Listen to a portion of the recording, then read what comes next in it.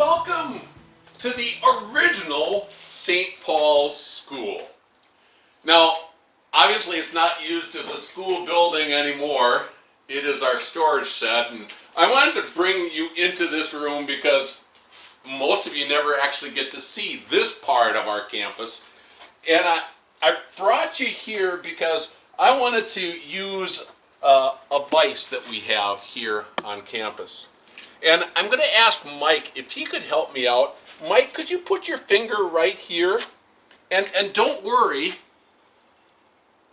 Mike, because when you put your finger here, I'm just going to put this board here to protect your finger. So go ahead and put your finger there, and I'll just start cranking down, and you don't have anything to worry about. Yeah. Well, mate, I guess it doesn't, a piece of wood like that isn't going to protect Mike's finger.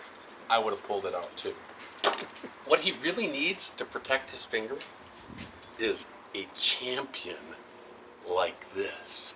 Now, this metal weight, Mike, you want to put your finger there now? Sure, that I have no problem. No problem at all. Absolutely safe. I could crank this down and crank it down, no problem. My point is, in our readings for today, God's people are experiencing the jaws of a vice. In the Old Testament, the Ammonites on the east side of the Jordan River are attacking God's people. The Philistines on the west are attacking God's people, and God's people are right in the center, and it looks for sure that they're going to be crushed. And that's why they are so filled with fear that they ask for a king.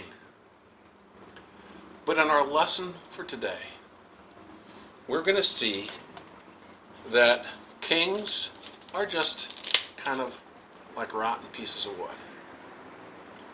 They couldn't really keep God's people safe. And they needed a king that was stronger. That they needed to trust in the true champion, their Savior God, who would not be crushed by any amount of pressure.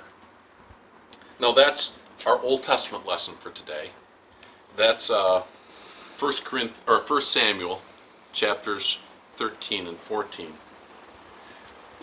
Our New Testament lesson also talks about the pressure of being crushed. It's recorded in Acts chapter 16, beginning at verse 35 and going through Acts 17, verse 13.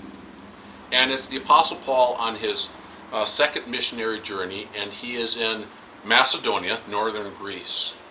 And God's people, as those congregations get started, are starting to feel the pressure of persecution that could crush and destroy them.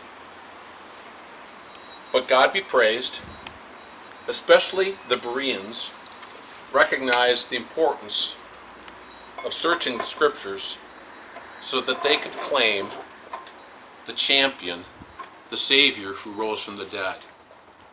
That Jesus was the fulfillment of all the Old Testament prophecies. He was the God who had come to conquer death. And so even though they faced persecution and death, they didn't have to be afraid. Because if Jesus, our champion, is protecting us, no trouble, no enemies, not even death, can destroy us.